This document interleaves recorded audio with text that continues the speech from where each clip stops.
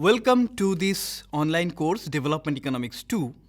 Here we are discussing the unit on demography and development, and today we are going to discuss the module 4.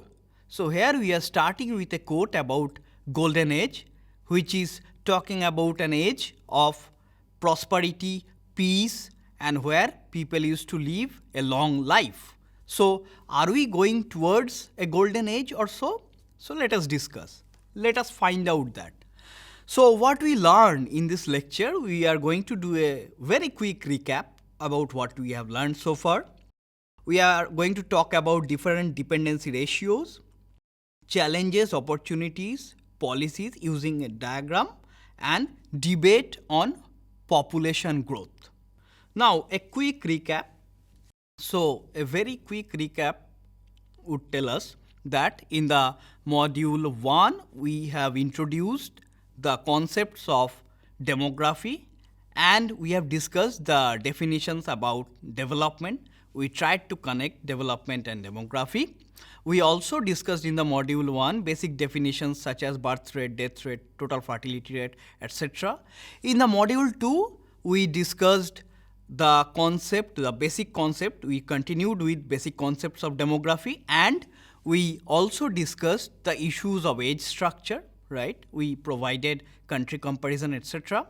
In module 3, we went one step deeper in discussing the age structure while talking about dependency ratio, LFDR, labor force dependency ratio, etc. We have introduced so far the simple definition about dependency ratio.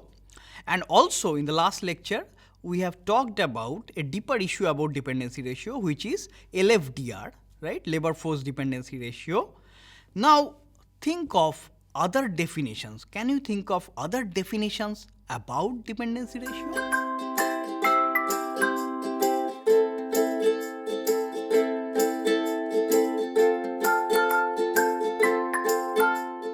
The first question we have taken about thinking of different dependency ratios, right? So, other than simple dependency ratio and LFDR. So, can we think of other types of dependency ratio? Yes, we can. So, let us try to understand one by one. So, number one simple dependency ratio is non-working age population divided by working age population. That is the number one. And number two is ABDR, which is activity based dependency ratio, non-working age plus outside the labor force divided by labor force. That is number 2. And number 3, employment based dependency ratio, EBDR, is equal to non-working age plus outside the labor force plus unemployed divided by total employed. So these are broadly, these are the 3 types of dependency ratios we can discuss about. Now, let us take this chart, let us consider this data and let us take this chart, which is actually talking about and comparing these different types of dependency ratios, right?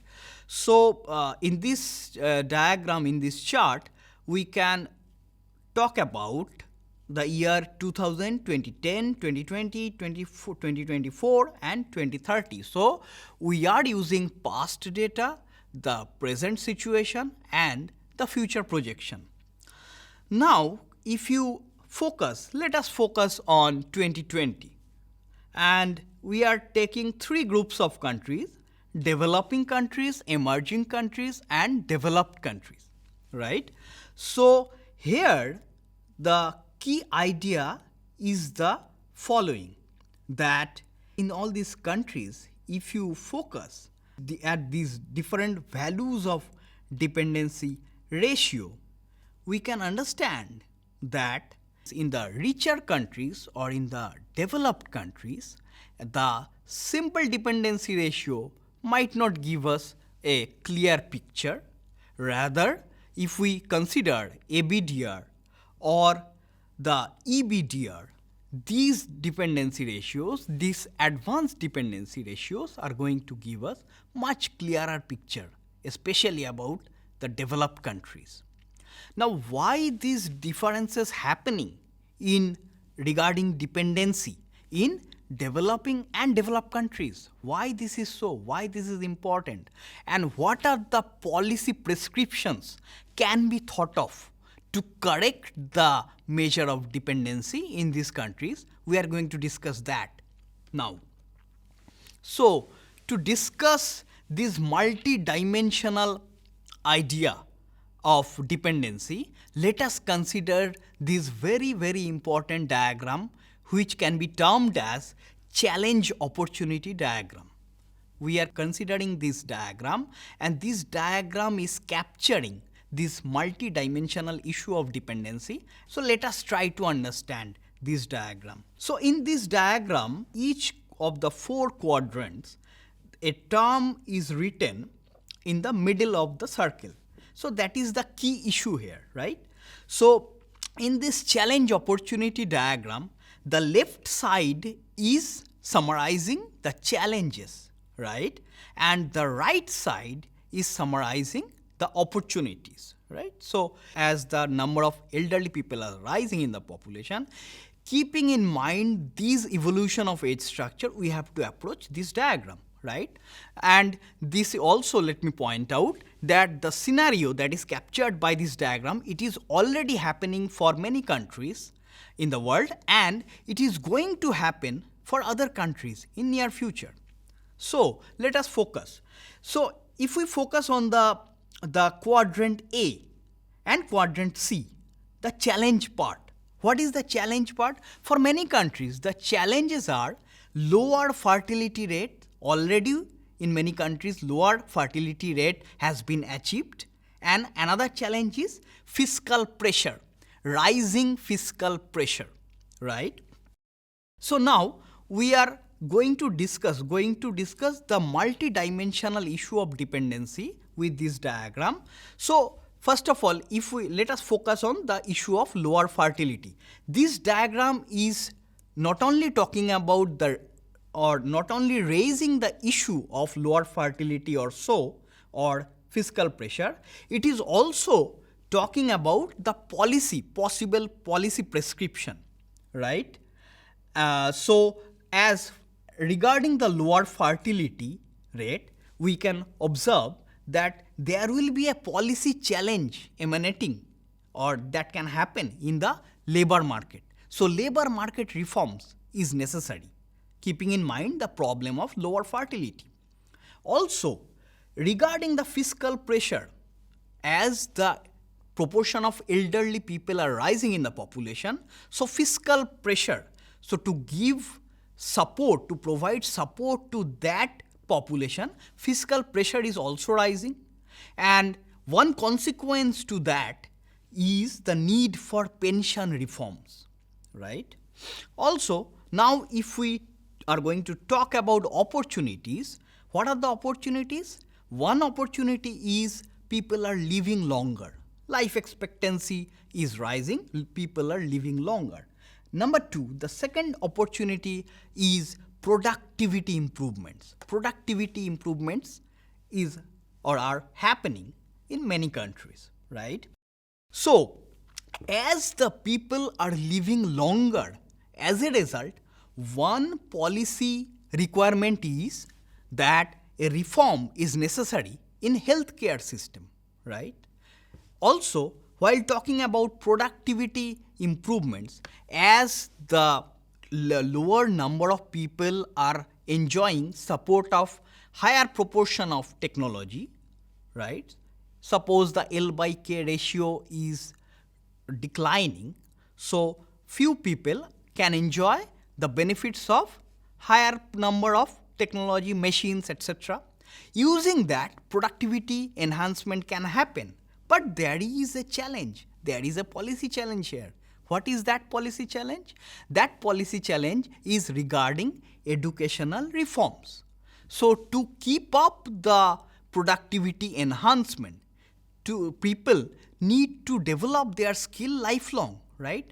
But can our educational institutions supply those training and programs, right? So that people can enhance their skills all through their life. So such issues are there while discussing this challenge opportunity diagram. Also, the top portion of this diagram is actually summarizing issues of demography, and the bottom portion of this diagram is summarizing issues of economy, right? So now if we can take a question, the second question of this lecture, that question would be, what are the possible opportunities emanating from changing population scenario?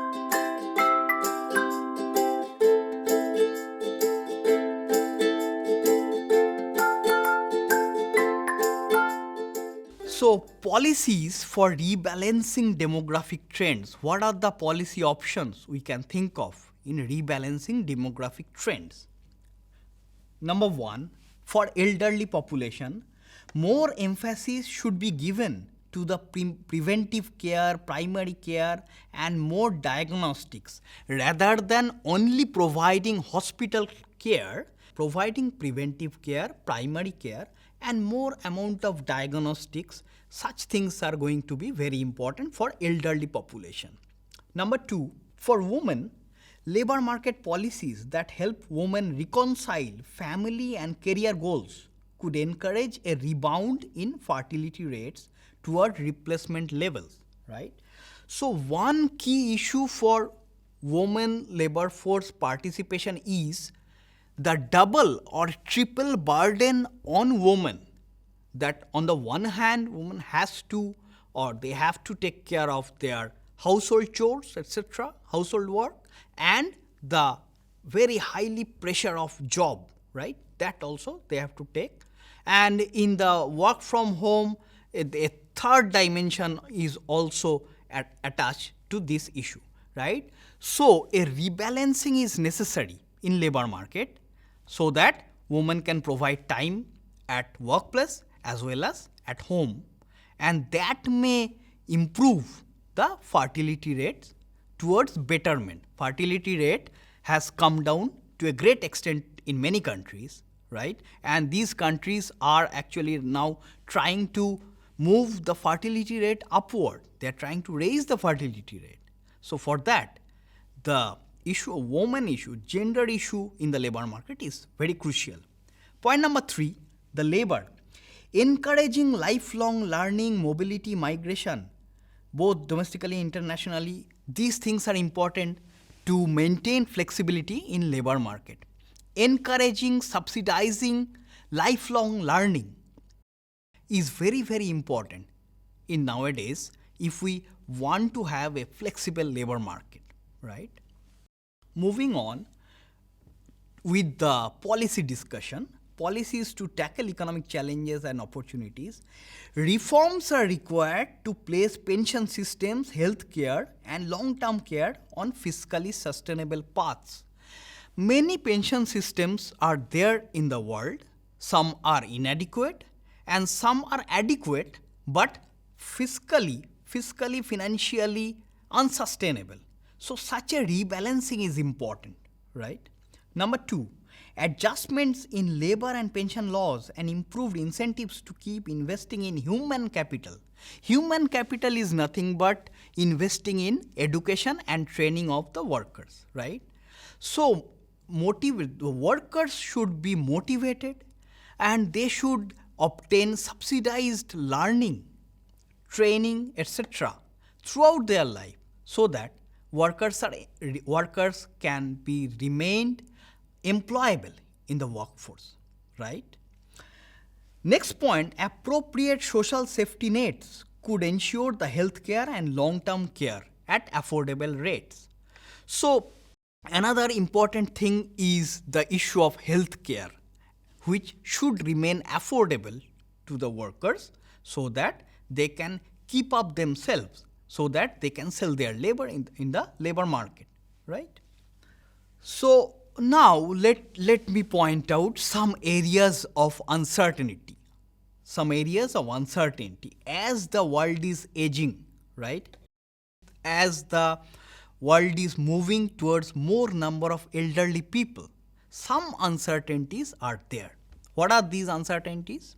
Number one, will the older people of the future be inclined to work longer as they live longer? the elderly people, will they are inclined for supplying labor? Will they remain interested for laboring? Number 2, will the older people of the future be as productive, mobile, innovative and entrepreneurial as they were in the young age? That is number 2, second uncertainty. And number 3, will an aging society imply a rise in inequality? Will the inequality further enhance as the world is aging? That's the uncertainty number 3. So next, let us take another question. The next question is, population growth, how serious the problem really is? Is it a real danger?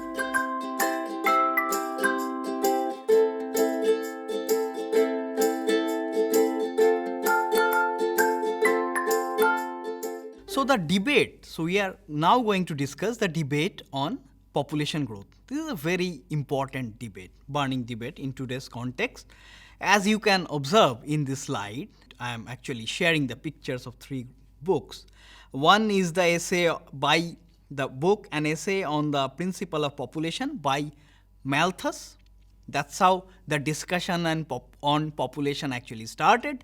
And 2 relatively recent books, the Population Bomb. The title of one book is The Population Bomb, and another is Living Within Limits, right? Living Within Limits. These are all very famous works.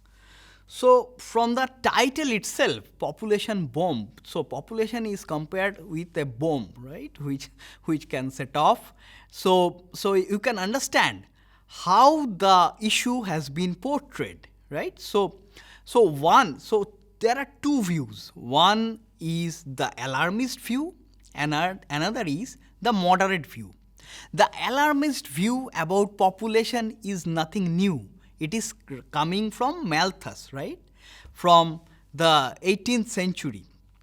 Actually, Malthus talked about population in a very negative way, right? So, and according to Malthus, the high population growth would lead towards crises, chaos, famine, etc., right? And there are neo-Malthusians. There are people who are in the group neo-Malthusian. They also subscribe to this view. Now, there is another view by Condorcet, that is coming from the scholar Condorcet. And people like Amartya Sen also support this view, that is called a moderate view, which is not denying the population problem, but which is trying to empirically validate the population problem or trying to understand how big is the problem, right? So that's the basic crux of the argument. So according to the alarmist view, the high rate of population growth would lead to migration to rich countries, but on the contrary, it is doubtful how serious the migration issue is. Also, poor and impoverished people would migrate to rich countries, such is the position of alarmist view. Also, they talk about rich countries will be flooded by people from poor countries, but we have to keep it in mind that people who are migrating to rich countries, they have to satisfy many paperworks, and they are the most job-worthy people, they are the most talented people from poor countries are migrating to rich countries, right? And if we take the example of Europe, their migration is very much restricted, right? So poor countries, poor people from third world are going to actually creating a population flood or so in rich countries. Such an argument, we have to be cautious about such arguments, right?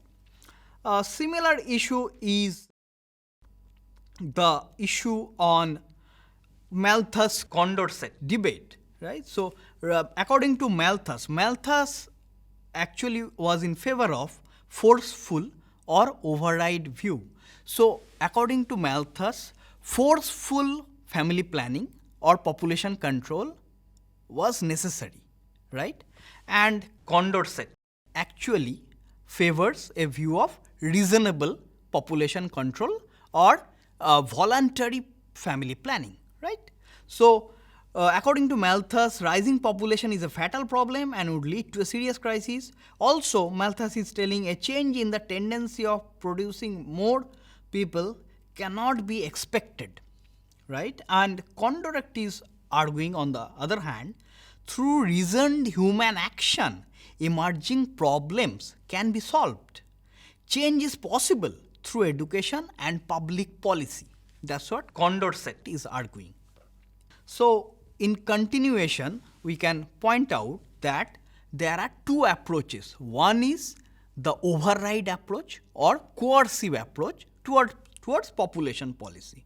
Another is collaborative approach, right? Coercive approach is telling that public policy must be coercive about family planning and people cannot be given a choice. But the collaborative approach is talking about a collaboration between people and the state. And it is telling that public policy should be collaborative and it should not force people for family planning. So, the override approach is telling not through economic and social policies, rather through direct family planning, the population problem must be attacked. And collaborative approach is saying that action must be happening through economic and social development policies, right? So, the collaborative approach is talking about that it is saying that policies should be taken so that the social and economic situations improve and people get education. This will in turn solve the population problem. But the Malthusian or neo-Malthusian or the override view is telling, no, not through economic or social policies, rather the population problem should be attacked directly through coercive family planning mechanism, right? So, I hope the distinction is quite clear by now. So, now if in this debate, while discussing this debate on population growth and how important the issue is, we are going to talk about some specific points such as population and income. So, suppose let us take the case of Africa. Their population growth rate is very high. We have already discussed that. But is it the problem of Africa? The income is not that high for African people. Is it really happening for population growth, high population growth? Right? That's not the case. Amartya Sen is arguing that political troubles are creating and affecting socio-economic stability, and which is further affecting income, public health and family planning. So, please try to understand, political stability is a problem in Africa that is affecting the socio-economic issues and income generation, and that is further affecting the public health and family planning. Similarly, for food, Malthus actually did warn about a food crisis due to rising population, but that has been proven wrong, that has been proved wrong because of technological upgradation and many other things. Similarly, about deprivation and slums, many scholars have argued the overall living conditions would deteriorate due to high population, but there also the argument is that, Professor Amartya Sen's argument is that the situation of slums in Mumbai or in other Asian countries and in other countries in other continents are not comparable enough, right? So, pointing out only to higher population growth may not be or may be misleading. Threat to environment is also another problem that has been pointed out regarding population growth, right? And again, the gender issues also has been pointed out, which is also getting worse due to high population growth. But that need not be the case. There are no clear studies or no studies are clearly pointing out that all the problems which are happening only happening for population growth, keeping other things actually keeping aside from the analysis. There are other factors also, political instability, lower economic growth and poor job creation. There are many other factors and many public policy problems also that must be kept in mind while talking about these issues. Now, let us take, while discussing this debate, let us take two interesting countries, India and China. So, these two countries actually followed two different paths. China followed the coercive policy provided by Malthus and neo-Malthusian scholars, and they followed a one-child coercive family planning policy. But India has followed a collaborative policy, right? Like following Condorcet argument. So what happened? So in China, they were very successful in declining or controlling their population, and it worked drastically. But in India also, the population policy worked gradually, right? And in China, replacement level or China's fertility rate has come down to below replacement level at present, and India has also achieved replacement level. So China is now reversing their policy towards two-child to three-child policy, and they are trying to improve fertility rate, but India has achieved a better fertility rate without any coercion.